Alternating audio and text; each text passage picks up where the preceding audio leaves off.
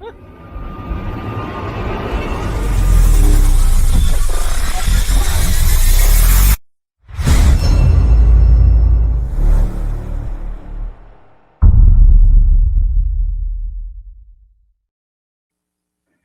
everybody. It's the Dynamite Show. Paul Fontaine, Jeff Hawkins here on the Fight Game Media YouTube channel. Checking in here about 10 minutes after Dynamite ended. A couple minutes later than usual because Tony needed an overrun because we had a standby match. We'll get to that. And I wish people could see this show like 15 seconds before we go live every week. It was just a mess. Yeah, I forgot to hit the go live button. So Fernando checking in, John from Memphis as well. And John says the show was fire from him tonight, and I agree. I thought the show was great, and we will get into Fernando it. that said that, actually. Yeah. Isn't that what I said? No, you said John said it was fire. I misunderstood. I was looking at the comment from Fernando. That's but yeah, John wants us to talk about the new signings, and we're going to do that actually. First up, I do want to welcome everyone that's listening on the Fight Game Media free audio feed as well on Thursday mornings. Thank you all. But yeah, Jeff, there are some AEW. I mean, it's the beginning of the year, so as always, we get contract news. And there was a new signing that was announced. I guess your buddy Sean announced it right before Dynamite started. Put it out to his SRS Fightful Select people, and then they also announced it on the show. But there's also been rumors going around that you want to talk about. And I had talked about this with Garrett on the Takedown. And this is why I brought it up, because I watched that segment. Oh, okay. So this is about Powerhouse Hobbs. Mm-hmm. And WWE has interest in Hobbs, has been widely reported. Nobody knows Hobbs' contract status, but they just announced tonight, out of the blue, a trios title match that is actually being taped probably right now. That I would suspect is going to be a title change. And I don't know what that means for old Mr. Hobbs. So what did you have to? What were your thoughts on this, Jeff? My thoughts on this aren't whether or not it's true or how Hobbs will do in WWE. I want to know who gave him the story, because there's a few. Because it's fascinating to me for numerous reasons. Now, because it's always who benefits, and also like this is a way you guys can always break down news, because certain newspapers and certain television outlets when you hear about a certain story and it's a source, there are certain sources in there. Like I think the New York Times, it's always going to be the FBI leaking to them. And I think Washington Post is like the CIA leaks to them. I mean, there's various things where if you know, and if you studied history and things like that, you know what's going on. So here's who it can't be who leaked the story. It can't be anybody who's actually an executive at WWE, because that's what we call tampering. So it can only be one of two parties in terms of the general class. Could they leak that they're interested, or is that tampering? I don't think Dave would engage on behalf of them to put that in the newsletter. Okay. To get them in trouble. I think Dave would say, "Hey, that's tampering. I can't do that. And that's going to get somebody in trouble or whatever." Okay, fair enough. So it has to be one of two parties, pretty much. It has to be either Powerhouse Hobbs himself leaked that, or somebody who's friends with him, or someone who's friendly with him. Now, here's the other one that is very, very interesting to me, Paul, because I was thinking about this. Executives in WWE could not do this, but talent in WWE could do this. A Cody, a CM Punk, a Ricky Starks, a Chris Jericho, perhaps. Allegedly. Those last two names are interesting. Yeah. and so my thinking is possibly that, it's more than likely that Hobbs, because like, how would you ever hear about this? Why would this ever come up in standard conversation in any time? Oh, WWE has an interest in Powerhouse Hobbs. Oh, that's interesting. Why is this happening right now? Have they always had an interest in Powerhouse Hobbs? he came in? When he's like 2 years ago, did they have an interest in him when he was firmly under contract? It's coming out because somebody benefits from it. Now, it's always one of those things that you have to break down and look at. And I'm not going to say that I think Powerhouse Hobbs might be unhappy, but I do think it's a leverage move of some kind. Fernando brings up he may be just trying to raise the price for himself. And I would agree with that. Yeah. And I was saying, I was like, okay, if WWE did have interest in Powerhouse Hobbs, he's in his, mid to late 30s? No, he's only 34. Oh, is he? Okay, I thought he turns 35 this month. All right, so that's not a bad place. No, I mean, it's like 4 years younger than LA Knight was when he signed. Because I was thinking, I was like, does WWE need a Powerhouse Hobbs type? And I'm like, well, they just brought up Obafemi. They do have the Speed kid, Jacob, what's his name? The Speed champion. Oh, Jasper Troy. Oh, and then that guy they just debuted on NXT this week, Keanu Carver, who Vince, if Vince was still there, he'd have called that guy up to Raw before the show was over. So I'm like, well, maybe, but maybe not. So it was just interesting to me that story dropped, because I'm like, that can't be anybody who actually has decision-making power in WWE, can it? Because that would be tampering even through a third party. And I don't think Dave would do that kind of thing. I don't think Dave would put himself in a bind like that, and especially with a relationship with AEW. Shout out to Greg. He says, to me, Hobbs is one of the few he'd be afraid to lose if he was Tony Khan. I agree with that. I mean, there's others, but I think if he lost Hobbs, that's, that Tony fumble chant that people make fun of, like, that would be one, because I think Powerhouse Hobbs is somebody that Tony should have done more with if he leaves. I agree, and that's why I don't think it would be surprising to me if he left, because he's not a Tony Khan type. That is true. One of the names you brought up is interesting. And it got me thinking, because I didn't even think along this wavelength when I was doing the show with Garrett. But you brought up Jericho. And I did bring up on the show with Garrett, like, I could see Jericho wanting Hobbs as a heater. No, you brought up Starks, I thought. Well, I said either one. I think it was John who may have brought up Starks on the show that you recorded, or that he recorded with Keela and Scott, that's going to drop tomorrow. But no, so but thinking about Jericho, like, okay, if Jericho right now is a free agent, which people seem to think he is, maybe he's already signed with WWE. He had to have been pretty close with Tony Khan when he was over there, right? Yeah. Do you think Mr. Jericho may have knowledge of a lot of these contracts and when they're up? No. No? Well, Really? I think, yes, maybe, but I think, I don't. Especially the guys he likes. Well, I could see him having the knowledge of the guys he likes and the guys he probably texts with still. And when I did the math, I looked up the only signing news I could find about Hobbs was that he originally signed in September 2020. There was never anything reported that he re-signed. So if it was a 5-year contract, it could be up now, because Tony probably would have added some injury time. Could be. Yeah, it could be up now. Or he could have re-signed at some point and it just didn't get reported. I just found that wrinkle very interesting. And I think Hobbs is if they would shoot Hobbs to the main roster, and I think if Jericho asked for it, he would. Mm-hmm. That'd be very if they had something for him. Now, if they wanted to pair him with Starks, they'd probably start him in NXT, which is that fine. Too. Yeah, that's fine. Too. Yeah. Because I think Jericho's debuting at the Rumble. I do. I'm one of those. Yeah, that makes sense. Especially since they wanted him in 2019 and he didn't go. They also wanted Yokozuna in 2019, I believe. Well, this is true. He didn't go either. No. They could have Fatu now, and they could. That's so wrong. I apologize for that. Yeah. Let's move on.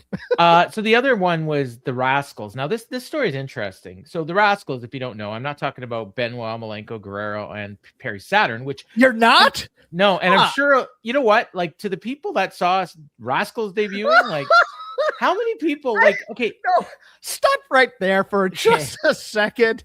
Okay. The thought that just even the inkling that you had to explain that.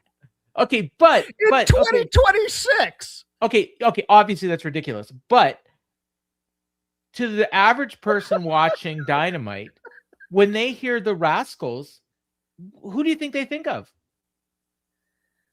Do you think they're thinking of the TNA group? Like, obviously, some people are, but how many people know who the Rascals are? I think possibly just the people who know, and I think the Right. other people went, who? And I Right. agree with you on that you know front. what? I don't think they thought, oh man, No, Chris obviously they Benoit's didn't coming think that. back, awesome. Now, Mel Gray, who hosts the Power Bombshells, brought up, and this is a great point. If this was the strategy, All right, they may have put that teaser on there so that people that didn't know would Google it.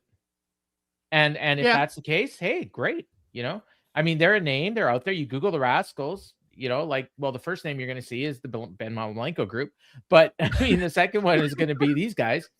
And can I add another little wrinkle? Sure. I'm not saying Tony meant to do this, but it's an added little bonus to press that little bit of TNA fandom that really likes the Rascals. Well, sure. And that's actually, I wanted to bring this up because it was reported, and I don't know if he was the first to report it, but the first that I saw report it was Mike Gilbert, who used to be on this site, reported that their contracts had expired.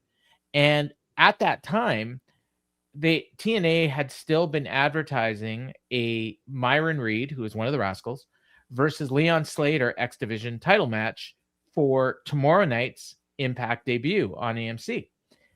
Now, then they announced that Leon Slater had been pulled from the show, and people thought, oh, WWE did this to put him on the house shows in the UK. You know, because everyone thinks that, you know, and now, number one, he's not even under contract to them. But number two, in my mind, I put those two and two together and thought, well, maybe they pulled him from the show because his scheduled opponent is not under contract anymore. And I think that's probably what it is. So him, Myron Reed, Zachary Wentz, Desmond Xavier, and Trey Miguel. Those are the four guys. Three of them used to be in WWE as, I can't remember what their name was there.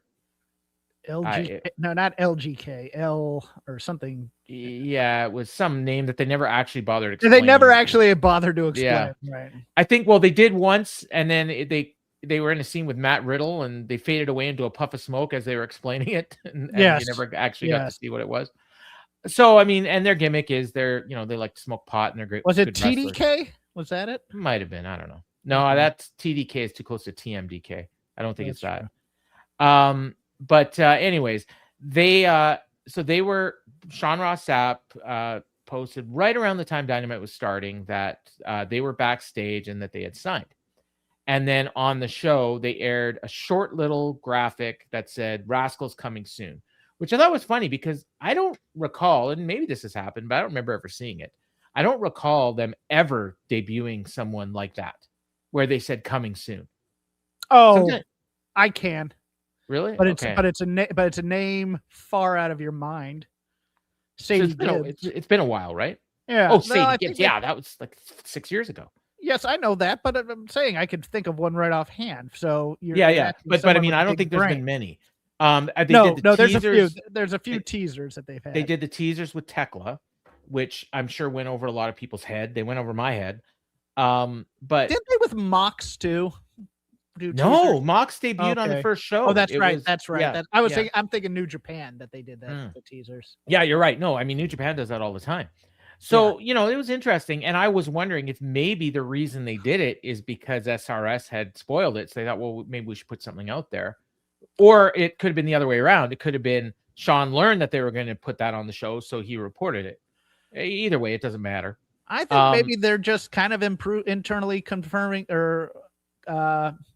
They're internally improving their product because there was a lot of improvement tonight. I really liked this show. I'm not going to be. I'm not going to be a Debbie Downer about it. No, I like the show a lot. John asks, why did TNA not sign the Rascals? Well, they got a budget, and and maybe they made them an offer, and Tony made them a better offer. Because Tony threw money at them. To play with new toys for 3 weeks and then to figure out what to do with them between this top flight group and the crew. Yeah, like that's, I mean, I can't see them getting above that level. I would love. No. No, they're not going to get anywhere near jet speed level, in my opinion. I hope I'm All right. wrong, but Plethora has a question. We're gonna get a quad champs, aren't we? So we can belt the Rascals. Plethora has a question, but before we answer it, I do want to bring up the other signing news in case anybody missed it. I saw this reported. I think it was Sean, but I'm not positive. That Persephone and Mascara Dorada both have dual contracts with CMLL and AEW. So that is a relatively new development so that WWE can't go after them. And I'm not sure about Mascara Dorada, but I'm sure they would have loved to get their hands on Persephone. Yeah. So it's smart that Tony threw her some money because she they missed on Stephanie Vaquer. Yep. Yeah, exactly. Yeah. And I mean, not that Dorada's not talented, but I don't think him and WWE are a good fit at all. But I definitely think that Persephone would have. Luchadors in general in WWE aren't a good fit at all. Yeah, unless you're like Penta, who's got the cool entrance and yeah. So Plethora asks, and I will preface this by saying I Googled, and apparently you're one of the top 50 most influential wrestling media personalities out there, Jeff. Who? So me? You. How? I don't know. So ChatGPT told about me. That's what ChatGPT told me. So Plethora asks, now that it's confirmed by Conrad that Brian Alvarez killed Double J's push last year, whose push would Jeff and Paul like to kill? I want to go to that. That is a tragedy. I don't say you have to belt Double J, but there was energy in that one last run for him. As a heel, possibly. Yes. Dude, do you see every time Double J got a title push for any title, how scared the AEW fandom became that they were actually going to belt him? That's money, dude. I'm sorry, I was but jumping up and down on my seat and cheering when I thought he was going to beat Darby for the international. So did I. I thought for sure they were going to give him a mid-card belt or whatever. But this was the world title they're talking about. That's fine. Have him fail. Have him do everything in his power to get it and just sucker people in. That's all I want for these things. But he was a baby face. They were trying to do this as a baby face. You could turn him halfway through when it starts to become more difficult. He starts to get on that path. And he goes, I'm in over my head. And you just go. The last Outlaw thing had legs and they never went with it really because they put him in this wacky. Well, and then Dustin Rhodes was doing the same gimmick too. Yes, I know that. That's a problem. Yeah. I mean, especially watching the retirement runs of like AJ and Cena and stuff like that. I'm like, Double J, give him one, man. But whose push would I like to kill? Yeah. Oh God, see, I don't like being mean like this. I know it's such a hard question, right? It's not hard for me because I have somebody whose push I'd like. Well, I know who. Who? I'll say it first. Jack Perry. Okay. No. Yeah. No, for you? Okay. Oh yeah, that's mine. Jack Perry. For me, I have no use for Jack Perry. As a babyface, I like him as a heel. I do not like him as a babyface. I mean, if I had to pick somebody, I'd probably pick Statlander, but I don't know. Yeah, that's consistent. Okay. Well, I may grant you your wish. I will get in Tony's DMs and we'll get please that. We'll get that belt on Tekla. That's fine. I like Tekla, but I know. Plethora, don't put me in those positions, please. I'm already unpopular enough with people, and I try not to be. So if Jack Perry and AA Rocks was positive, I was going to say Jack Perry, and how dare you? I'm very predictable, if nothing else. And the thing is, and I will say this, it's not that I don't like Jack Perry. The problem is I don't care about Jack Perry, and that is way worse than not liking Jack Perry. But that takes work, man. And I mean that it's funny because I'm talking to our friend Dazza. He's like, I didn't realize you did acting and writing. I was like, yeah. What do you think? Oh, that's why you like promos and builds so much. Yes, Dazza, that's why. Shout out to Dazza. I know he listens on Thursday mornings. I love that dude, but it's just it's like. Oh, that's why you like promos and build. Yes, it is. And you can actually put care into some characters and do this. And I just think signing a bunch of people, you got a bunch of people already sitting at home who don't come into work anyways, like the crew. I mean, that discussion that Brian and Dave had on Observer Radio on Monday morning was interesting, or maybe it's Tuesday, was very interesting, talking about the different people that don't improve because they don't work enough and everything. And they brought up a bunch of names.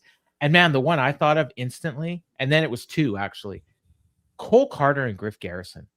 What freaking waste those guys are. Like, I mean, those guys have $1 million looks. They're decent enough in the ring. They're decent enough talkers, and they do nothing with them. Nothing. And the guys won't go on do indies, and they're just collecting their 6-figure paychecks and doing jobs in ROH.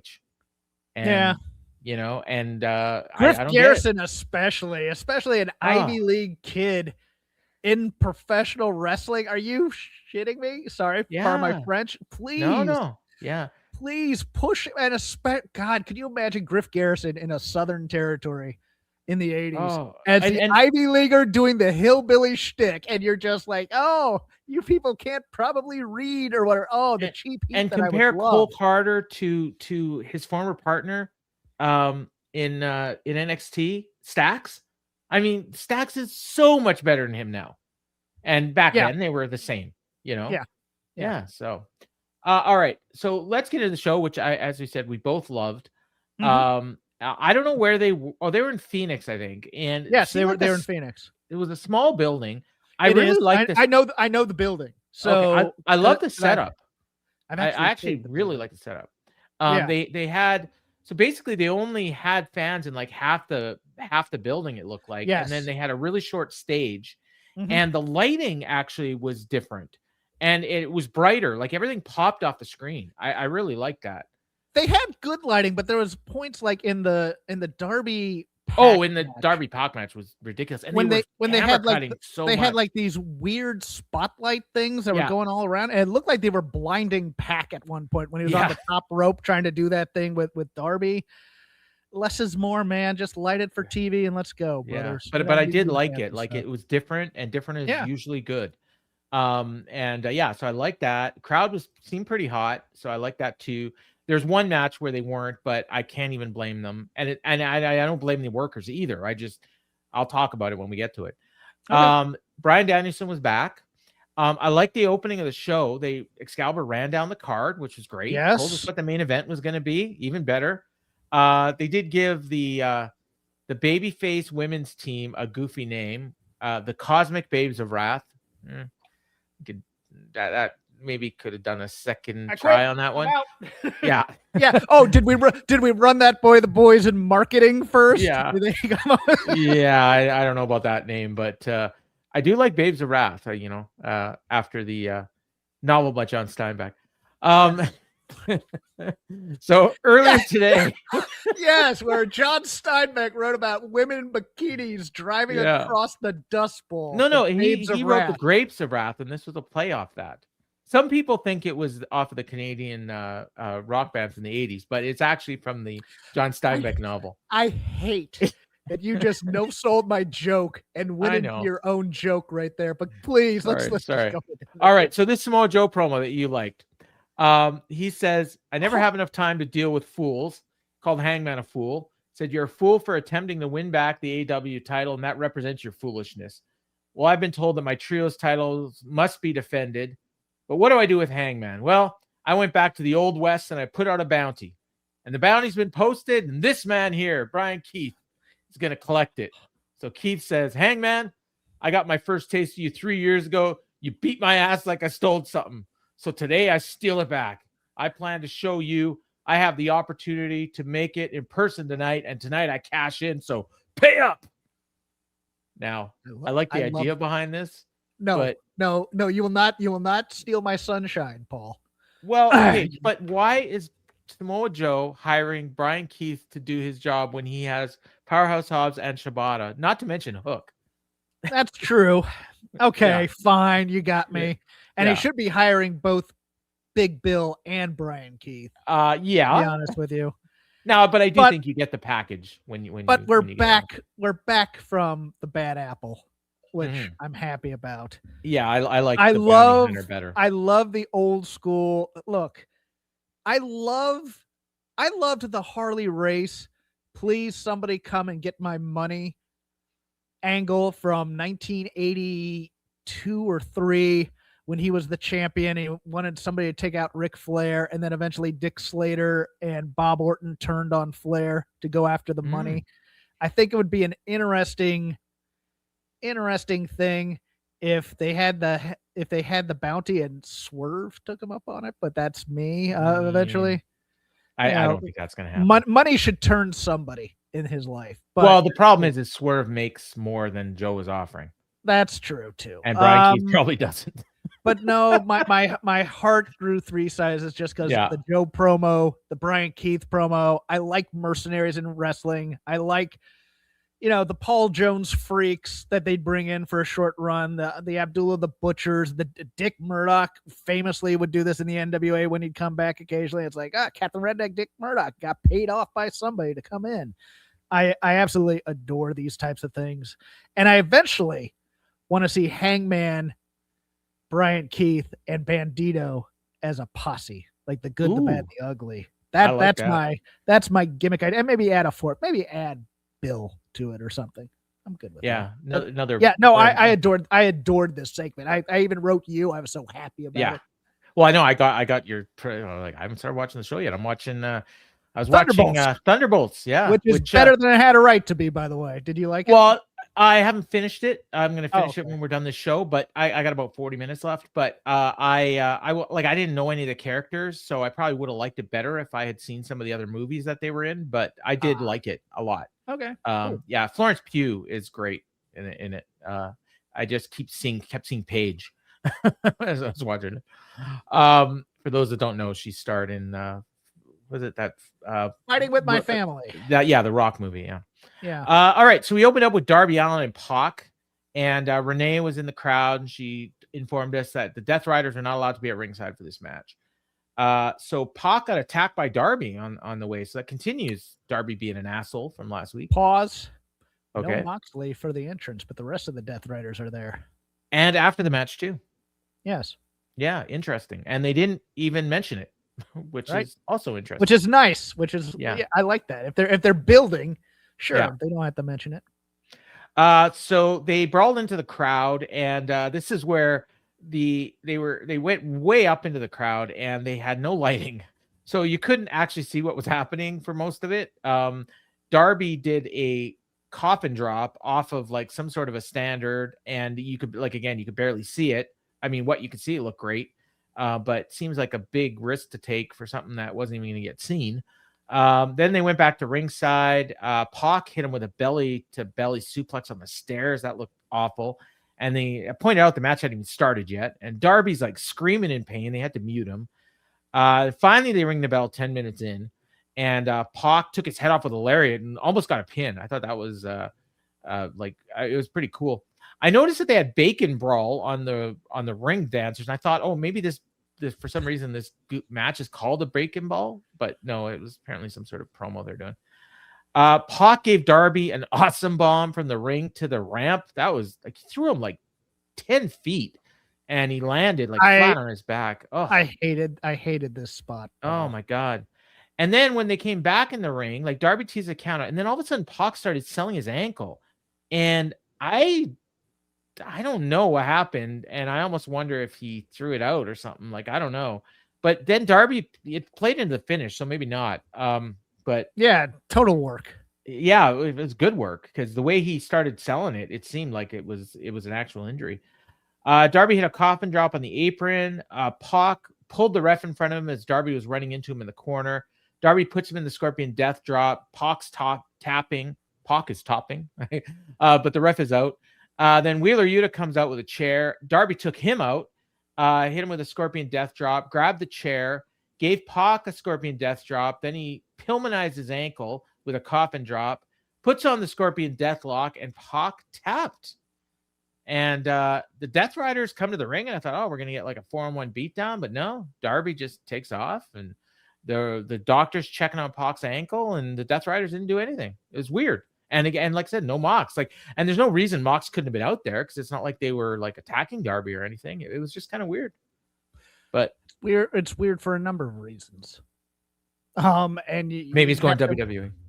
No, I'm thinking, okay, now you have to follow up on this. And it's like, okay. And I'm trying to figure out, is this the end of Darby and the Death Riders, hopefully? Because we need to move him on to something, I hope. I mean, him and MJF would be a great match. I get uncomfortable, though, with Darby's need to... Like, I feel like one of those old veterans is like, kid, you don't have to do everything in every match. Oh, my God. Like, he's going to kill himself. Like, literally. Yeah, and it's like, oh, I hurt myself for the fans, and that's my gimmick and stuff. I'm just like, dude... I get the death wish thing. I do. Trust me. I was that age once too. But yeah. And then it felt like the Darby fled though when the Death Riders came out, right? He didn't. He didn't really flee. He didn't really flee. He just kind of backed out of the ring, and he was like backing up the ramp. He didn't like run, and he kept his eyes on the ring the whole time. But like it wasn't like they even tried to go after him. They were more concerned with Pac. Darby's going to help Moxley against the Death Riders eventually, is my thinking. Well, I mean, that is the storyline. So on Darby's side of it, he was trying to get Moxley to turn back to the AEW side. So if the Death Riders turn on him, I could totally see Darby coming to his aid. But again, I mean, it looks like we're kind of building Death Riders and Callis family a little bit, or we were for a second there. But no, I mean, the match itself was good. It's just one of those things where you watch the ending there and you go, okay, now what for Darby? Now what for the Death Riders? This feels like a blow off. It feels like this can't continue. And so if it comes back next week and Daniel Garcia challenges Darby, I'm going to be pissed. Oh, to be man. honest with you. Oh, yeah. It's like, yeah. Or if he's trying to get a match with Mox again, it's like, well, wait a minute. We've already seen this. Then we got the bounty match, Brian Keith and Hangman Page. Now, I don't have a lot of notes on this because honestly, like this match went way longer than needed to, even though they did a promo for it. So I can hear the argument that you don't want it to just be like a 3-minute squash, but it's Brian Keith and Hangman Page. And it didn't need to be as long as it was, and it was fine. I'll add a caveat. This is one of those 70-30 matches where Brian Keith gets the 70, and if it was to lead to something with Brian Keith down the road, I'd be for it because again, love me some Brian Keith. But it's clearly not. But the ending of this match is a little okay. Yeah. So Big Bill tries to get involved. This is after the break, and then Swerve shows up. Chokes out Big Bill with a chain, and then Hangman just hit his buckshot, got the win.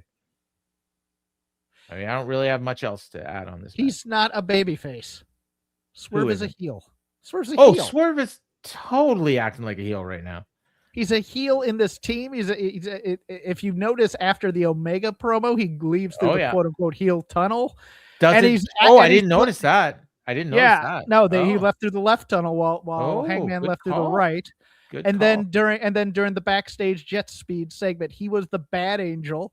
Yeah. And Hangman was the good angel on the shoulder. It's very. Oh yeah. Swerve was totally condescending to those two guys. Yes. Well, no. He's totally whipping up dissension between jet speed. Yeah. He's like, oh yeah, Bailey, yeah, you're cool, but hey, Knight, you're great.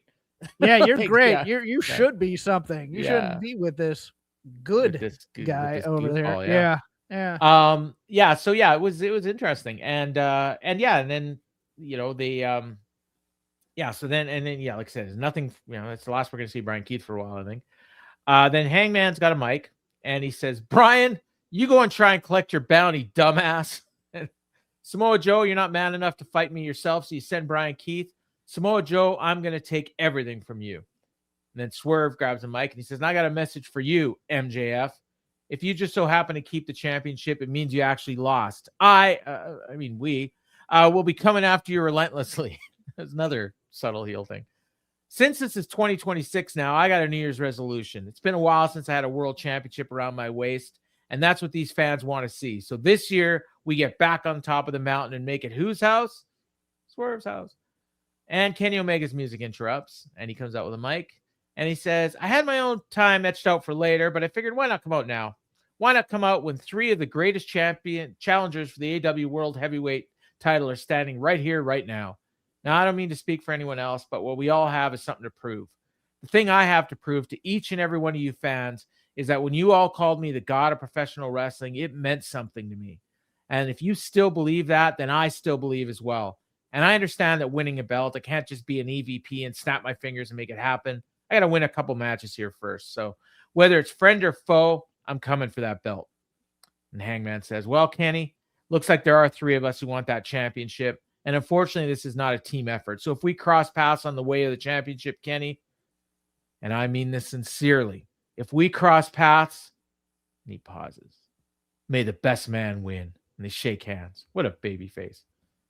And Kenny, not so much a baby face, gets in Kenny's face and stares him down. And they do not shake hands. He walks away. And as you pointed out, he walks through the heel tunnel, which Here's my hope, though. Number one, I liked the part. I really liked the framing of both Swerve and Hangman cutting their promos into the camera, not to the crowd. So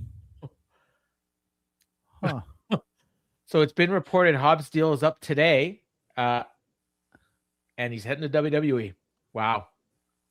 So that was a Hail Mary by Hobbs to get him to put more money on the table. Yeah, I think.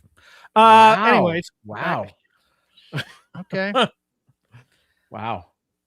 I'll just be here stunned for a moment while I collect myself. Well, I'll talk about that in a moment because I have things on my mind. I liked the framing of Swerve and Hangman cutting their promos in the camera. I liked the "we're coming for you" with Swerve looking in there and kind of Hangman kind of being mean. I like him saying "I" and then correcting himself.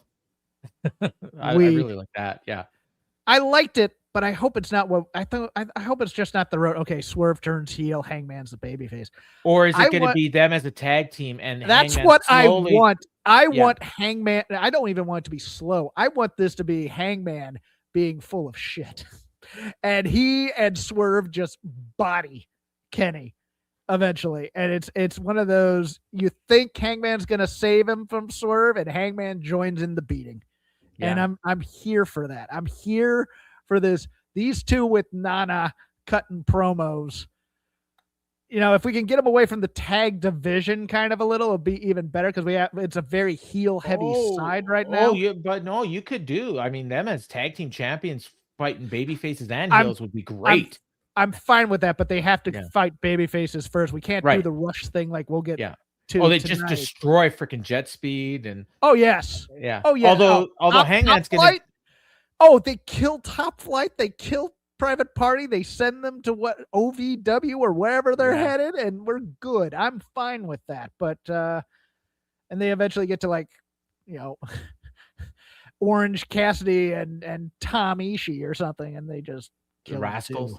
The Rascals are going to be red shirts to them. I'm here for this. All four at once. Don't tease me with a good time, please. But I'm hoping that they're in cahoots. Although, I mean, I'm pretty sure that as we speak, Hangman is probably holding the belt with those guys.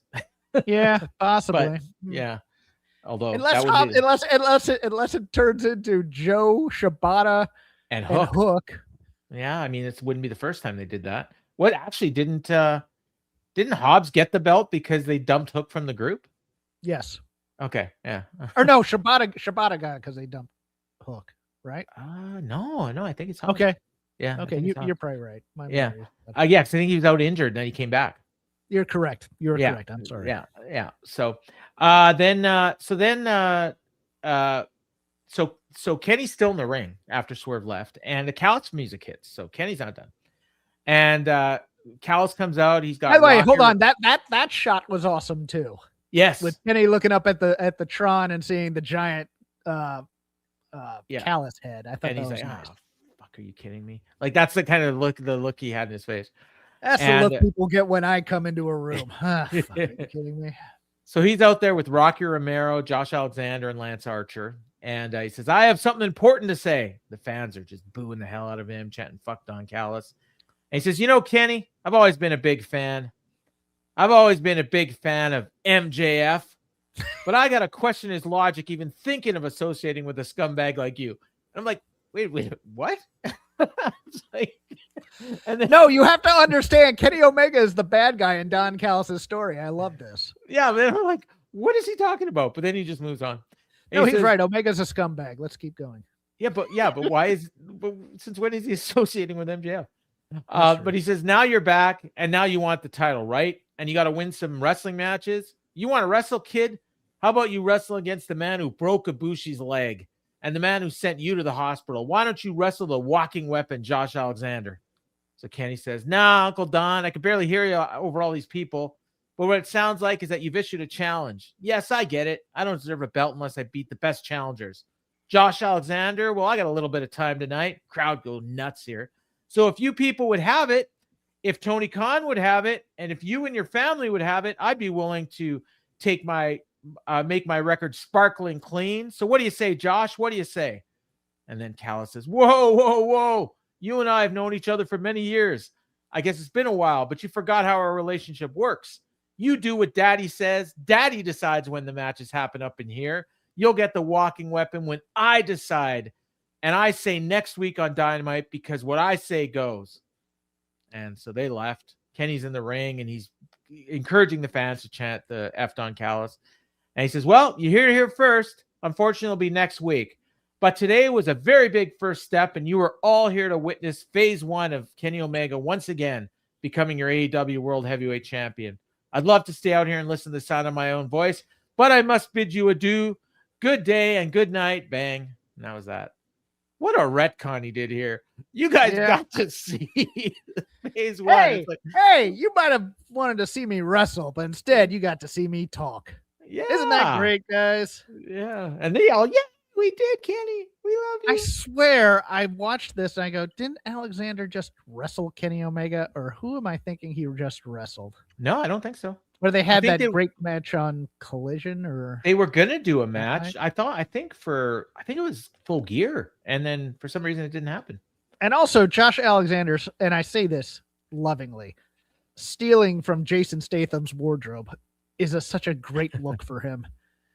He looked awesome in this gear. Instead of wearing, the headset and the and the straps and stuff, he just looked like a badass in this. I loved his look here with the. Without looking it up, when do you think the last Kenny Omega singles match was?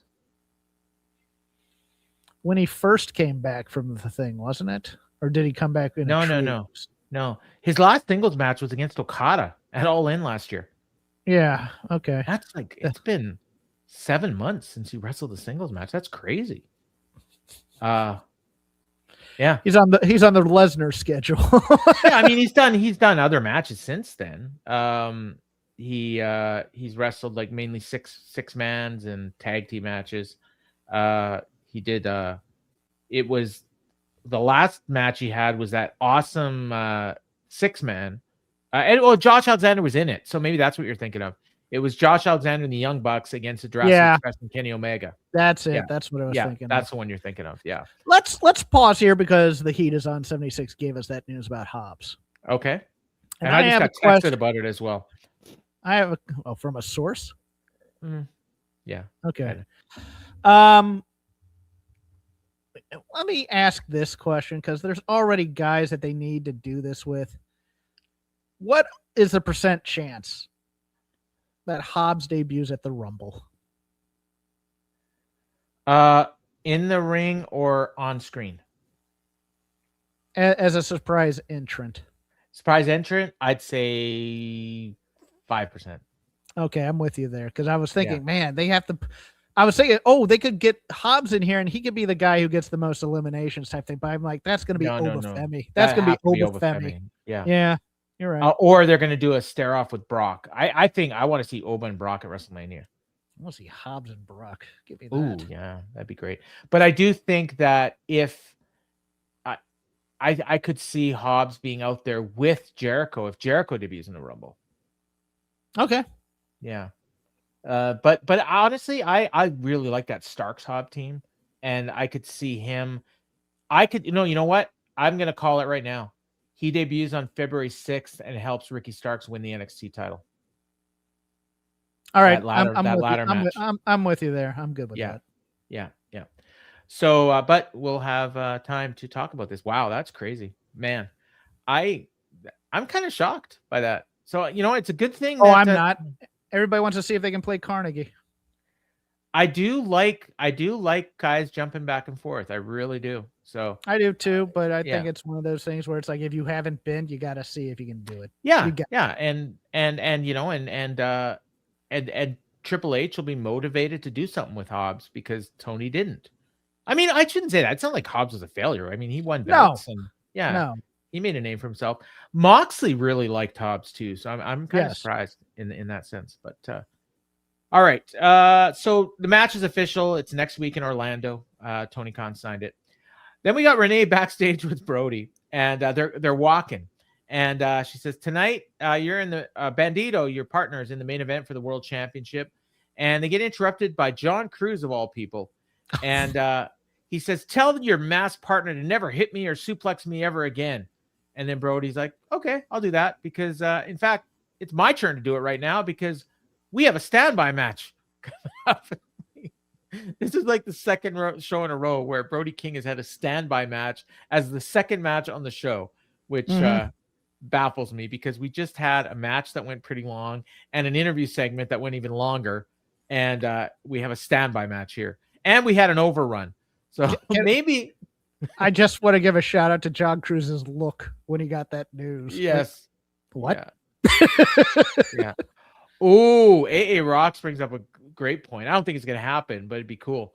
Hobbs debuts on SmackDown this Friday and then appears on WWE TV the night before his final AEW TV match. Never going to happen. I don't think so either, but that would be petty as hell, and I'd love it. They're in London. I don't think they're flying Hobbs. Yeah, they're not going to fly Hobbs out there. Yeah, no. Yeah, but I'd love to see it. So yeah, then we get so he says we have a standby match. You heard me. See you soon, John. And John is not happy. So they go to break. They come back. They have the match. Cruz is wrestling in his street clothes. Brody's in his jacket. Brody wins very quickly. Justin Roberts even says the winner of this standby match, Brody King. And it's like, oh, like what's they don't even know what a standby match is. So Paul, Brody, what? This was my match of the year.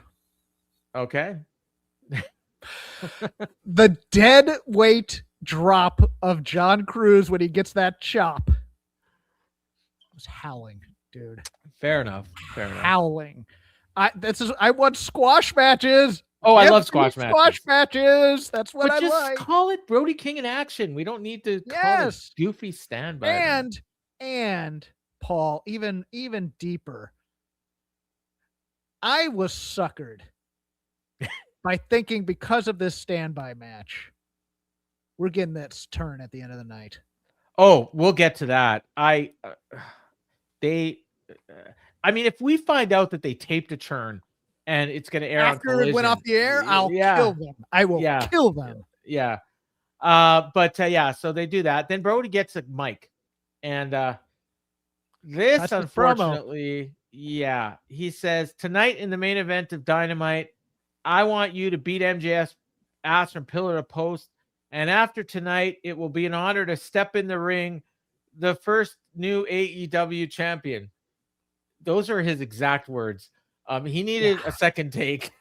Unfortunately, it was live. Promos are not his forte, unfortunately. No, but this also foreshadows a turn. Yes, it does. And a turn that we didn't get. What are we doing? But you know what people are going to say, right? We're long-term storytelling. No, yes. We're fed pilled. We're fed pilled. No, it's not fed. We watch too much Vince Russo. Yeah. Yeah. I guess. Yeah. But they've only been building this turn for 3 months. You know, it's like, okay.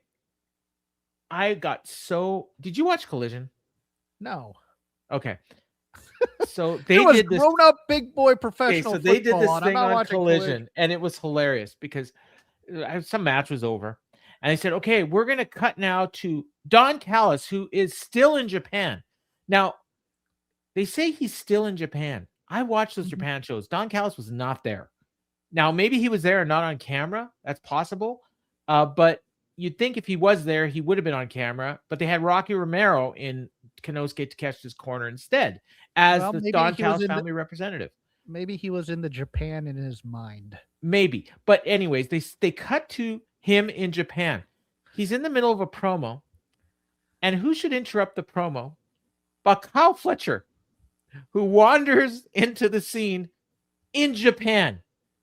So Kyle Fletcher, who did not have a match in Japan, decided to fly out to Japan to interrupt the Don Callis promo, apparently, is the story. So that was the funny thing. But it's like that Simpsons gag where Mayor Quimby is filming something in his office and somebody passes by in an inner tube and with a fruity drink. And it turns out he's at the beach. Yeah. But that's not even the funny part about this. So he cuts this promo on Callis and he says, you know what? We got a problem. Kazuchika Okada, you got to do something about it. He grabbed a screwdriver and he nailed Takeshita, his own partner. And not only that, but he cost me the match because that screwdriver was supposed to be there for me. I needed it against Shawn Moxley and it wasn't there. So you got to do something about this. And Don Callis just blew him off. Now, I've been saying for months that Okada was going to be the one to churn. They were going to boot him out of the family. Now I'm not so sure because now I think they're trying to make us think that. And really, it's going to be Fletcher and perhaps Takeshita as well that get booted out of the family. But my point being, they've been dropping clues on Okada churning for months. And everyone is saying, oh, no, it's Takeshita. You're nuts. They're not saying to Okada. You're making stories up. It's like, no, I'm watching the show and I'm seeing these signs. And you all want Takeshita to turn because you all like Takeshita and you want him to be a babyface. But the seeds they're planting are for Okada to turn, not Takeshita, in my opinion. Like, at least the show I'm watching. Because it kind of doesn't make sense because Okada's the bigger dick of the three right now.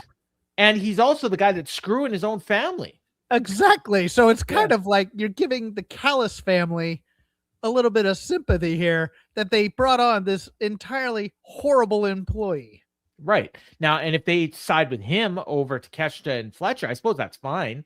Takeshita and Fletcher would be sympathetic baby faces, and you could do that. But now the swerve would be them churning, not Okada. They're leading you to believe it's Okada now.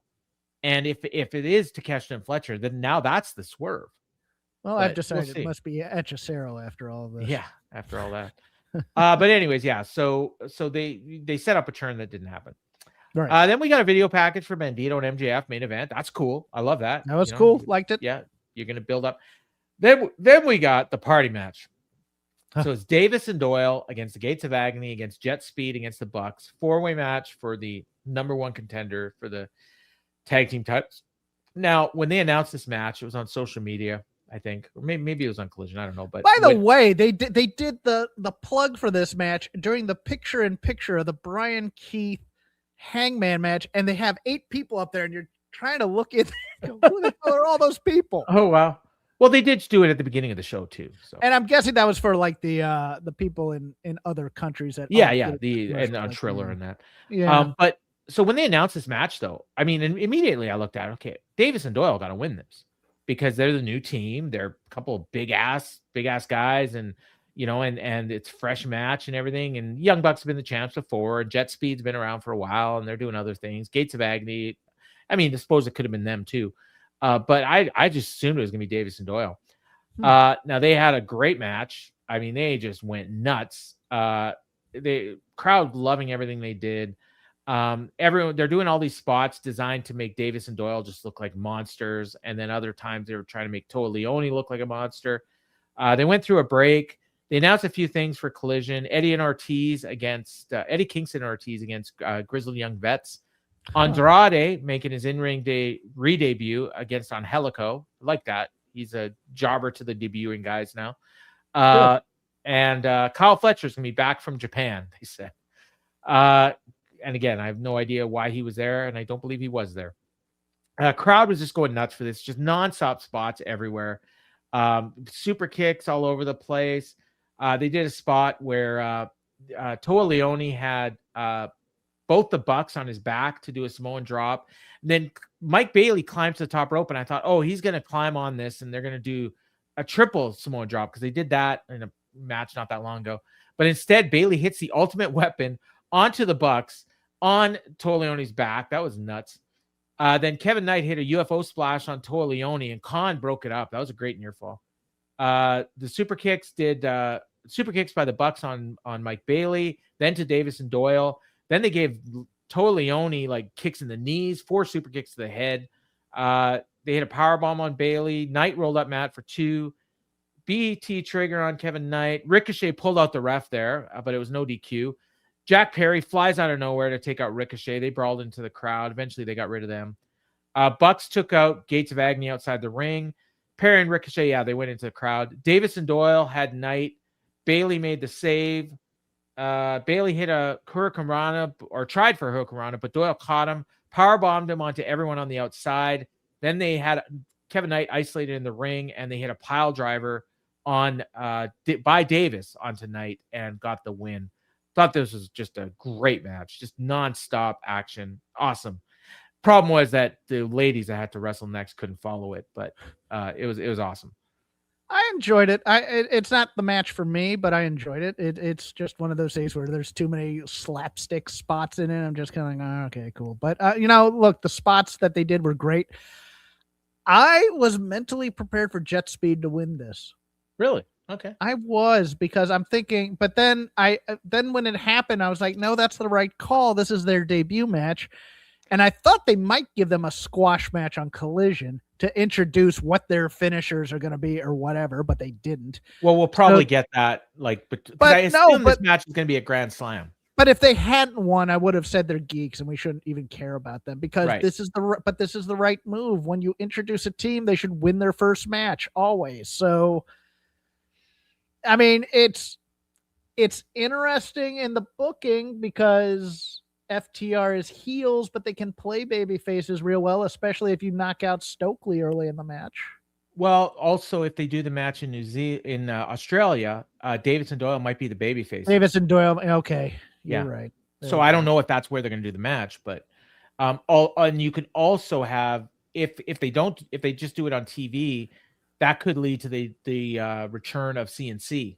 They could end up costing. They could attack FTR during the match. I don't think I liked the post-match brawl. I don't know why. I thought they should have kind of stayed separate and kind of give us a little excited. Yeah, the post-match is weird because FTR and Stokely come out and they get in the ring. They faced off with Davis and Doyle. They got into a brawl. Security was out there breaking up.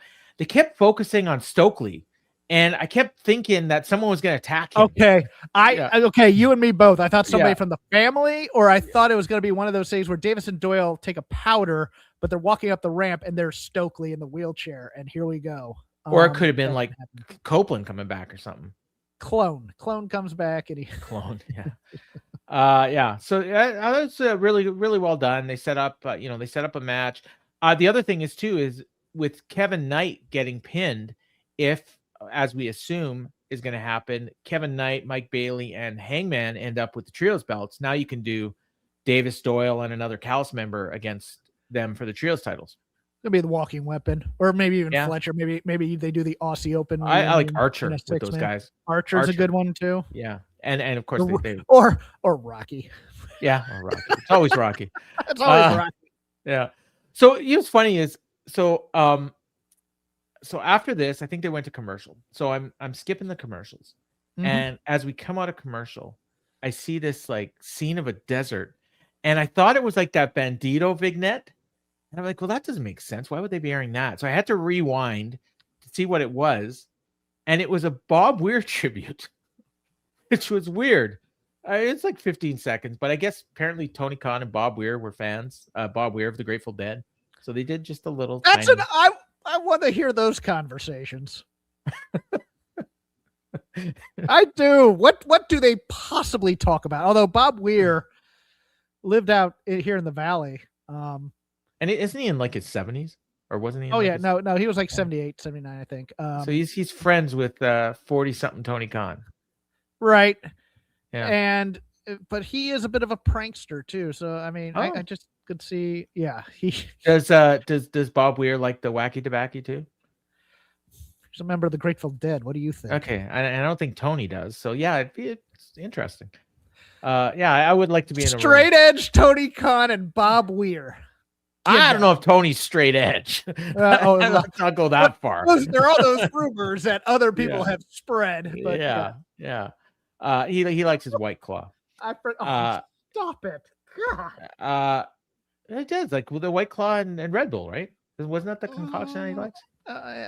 Well, So we get a okay, promo. I thought you were alluding to something else. When No. you said White Claw. Okay. Okay. No, I was deliberately trying to avoid that.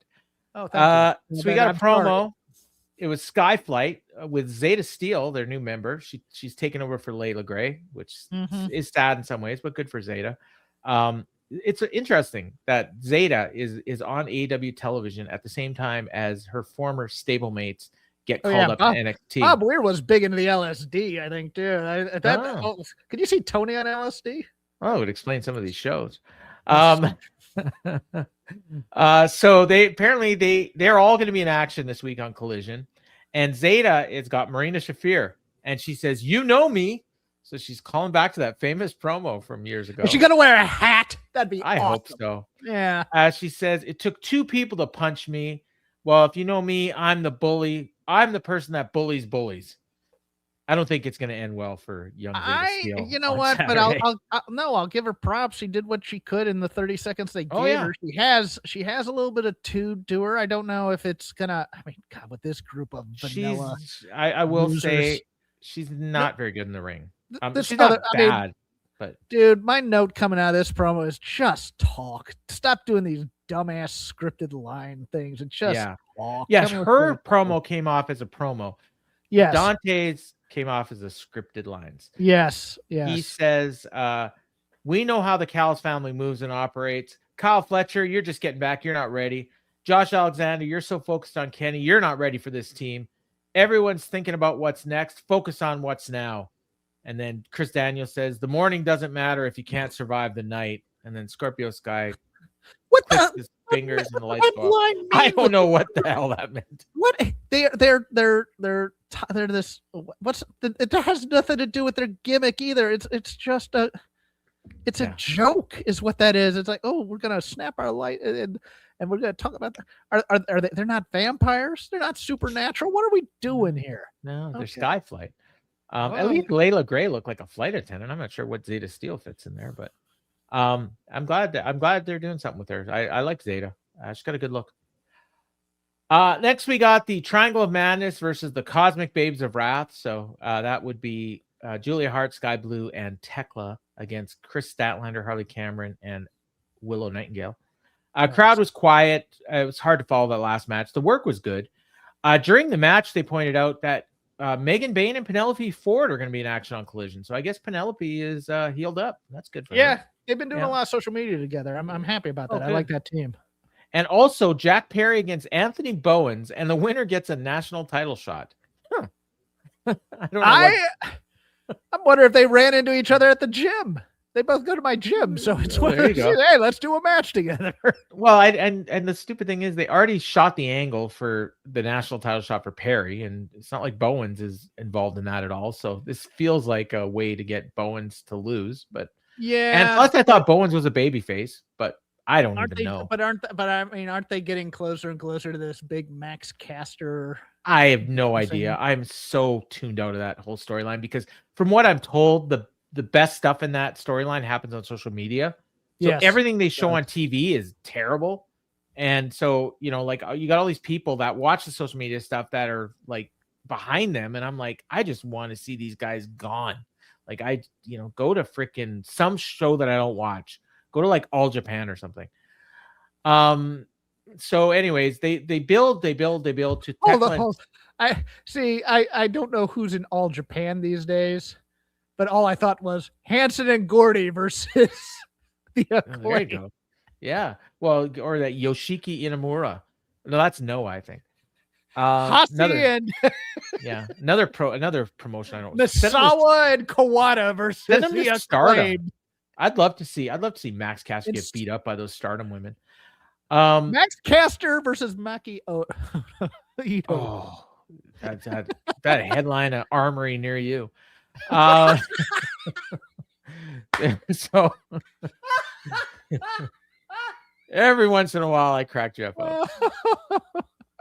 So they build to Tekla and Stat squaring off, and eventually they did. Stat gets the upper hand. Julie and Sky tried to get involved, but she took care of them as well. She looked like a killer. She gave Tekla a Death Valley driver. Sky broke it up. Stat hit the Sisters of Sin into each other. Power bomb Julia, but then Sky did a DDT on Stat. Willow hit a power bomb on Sky. Harley hit a backstabber on Tekla. Stat tags in. Triple team on Tekla. Willow did a senton onto Tekla with Harley on her back. That was pretty cool. The Sisters of Sin broke it up. They double teamed Harley. Stat lariated both of the Sisters of Sin. Tekla ate a lariat from Willow. Willow goes for the power bomb. Tekla reverses out of it, hit an elbow on Willow, and then she did the spider walk. And then she went for a spear on Willow. Statlander pushed Willow out of the way and ate the spear, and then Tekla pinned her off of that spear. So the right finish, a little bit of weird stuff with Willow and Stat there, like it was kind of weird because reliving this. We've had the reunion. We don't need it. I know. Like we literally had the reunion on the last show, and here we are. It's not dissension. Like she took a bullet for her, but she got pinned. So now I assume this sets up a Tekla title shot, which is great. We all want to see it, but I don't know if they can hold it out till Revolution, and if it happens on TV, we're probably not getting a title change. So I don't know. Like I'm torn on this one because I do want to see Tekla win the belt, but feels early. I'm gonna give an odd, and I think I may have given this compliment before to Tekla. Doesn't matter when the camera gets to her, she's in character. Always. Yeah. Always. She never breaks. I mean, there was that moment when Willow was on the ground after the thing where it's kind of like, okay, and now I need to act because the camera's right there with her, and she was kind of out of it. Tekla is never there. I mean, even like in the lead up to the match, she has that kind of weird grin going on while she's circling her. And then at the end, she's all kind of dazed and confused and doesn't know where she is type of a thing. The acting part with her is strong. And that's one of the reasons I absolutely adore her. And I'm looking forward to this match. I think she's great. The acting, the promos, the wrestling. I mean, she's got it all. She's the total package. Yeah. Yep. Clark Connor's the lucky guy. Then we go backstage. Wait, is that who she's? Okay. Yeah. And apparently he's a free agent, so he may be showing up in AEW. Great. I like Clark Connors. Clark Connors is he's like mini Hangman. He's good. He makes Hangman look gregarious, though. Well, he does. Oh, I didn't notice. I had this in my notes, but I didn't mention it. Hangman looks like he's bulked up a bit. Yeah, I think he might be getting some good at-home eating. Yeah. Not bad. Like it works for the character, especially if he's going to be like a badass. He's getting some dad bod on him. I suppose. Yeah. But like it's good. Like he looks more like a bar fighter now, which I kind of like. I kind of want grizzled over the hill Hangman eventually, drunk, still the sheriff though. There you go. Oh, he could be like the Crusher someday. All right, then we get Renee with jet speed, and before they get a chance to speak, Swerve shows up and he says, "I love you guys, Mike Bailey. When we mix it up, it's gonna be fireworks." Then he turns to Kevin Knight and he says, "When I was world champion, I brought up a lot of names to Tony Khan, but the one I kept talking about was Kevin Knight. You're the future. Your time is coming." And then he leaves. He tweaked Alvarez, didn't he? This was to tweak Alvarez. You're the future of this business. Yeah. And then Renee asks him, "How do you respond to being called the future?"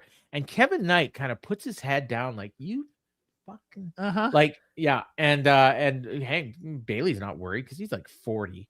And Hangman shows up and he says, "Guys, you lost the chance to challenge for the tag titles, but not the trios titles." And he says, "I told Samoa Joe that I was going to take everything from him. Well, this Saturday, I take the trios championships from him in Phoenix." And the crowd pops because, hey, Phoenix, Saturday, we're getting this tonight. And he says, "Hangman and Jet Speed against the Ops. I'll see you guys on Saturday." And then Bailey says, "Is this for real?" And he says, "Yeah, it's for real. It's a match. I'm making it for Saturday." So I guess Hangman makes matches now. Because Bailey had he was almost breaking Hangman to corpse. And I kind of want Hangman to look at him and go, "Yeah, it's real, dumbass." Yeah. Oh, that would have been great. That would have been so fun. Because like Bailey's reaction was, "Really? We're getting a title shot? Cool. Really?" It was so, but it was so endearing and yet such a so dork. over the top dorky. And you just see Hangman look at him and go, Why are you looking at me like that? Yeah. You Of course idiot. it's real, you moron. Yeah. It was awesome. And then coming out of the break, they do a splash for the Rascals, and Excalibur points out earlier in the week we found out that they're free agents. Well, tonight we found out that they've been signed by AEW and they'll be debuting soon.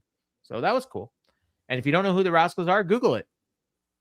Like, that was Mel great. I like that. Like Mel brought that up and it's like, that makes so much sense. It's great.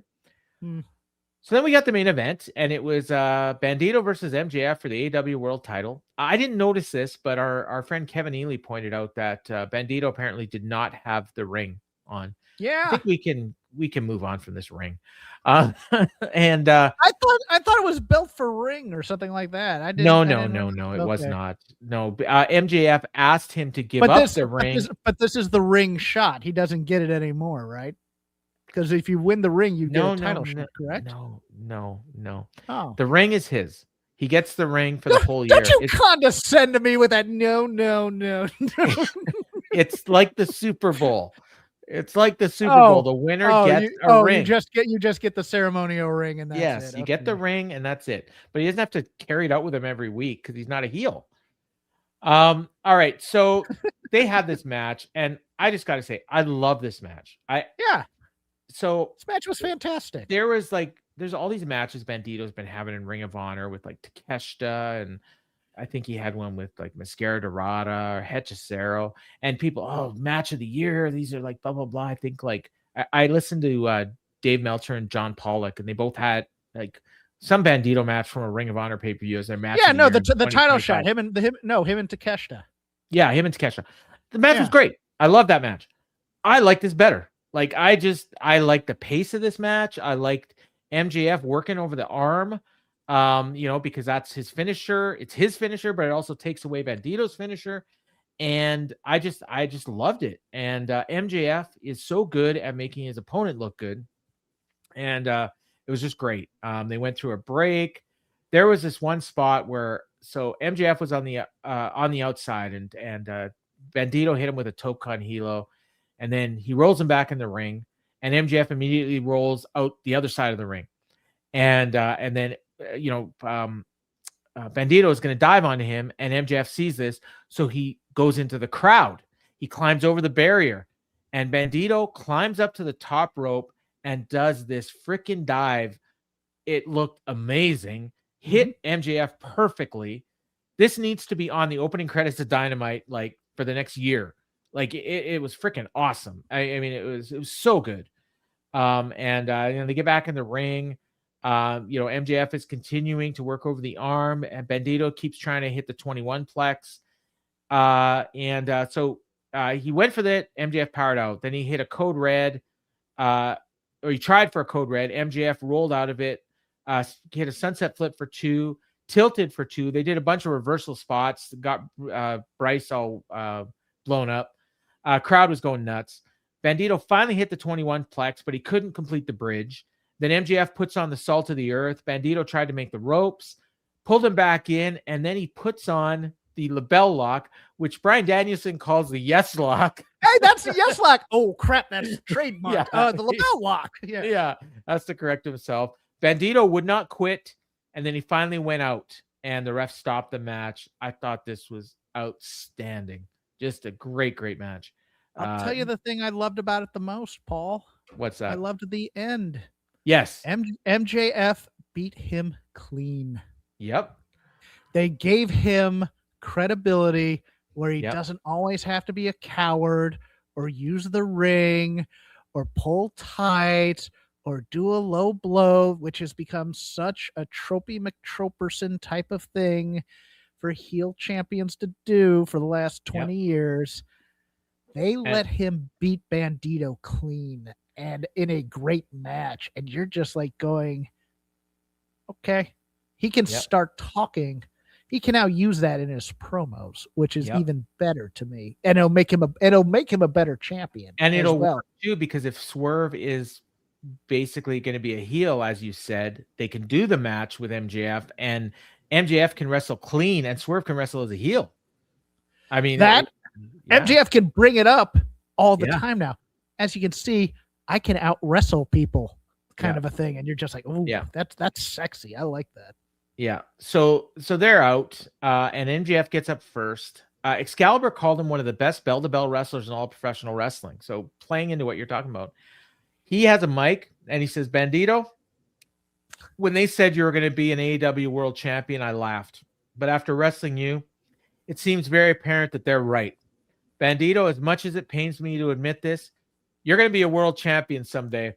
And I think he said that line and then realized, oh shit, he already is a world champion.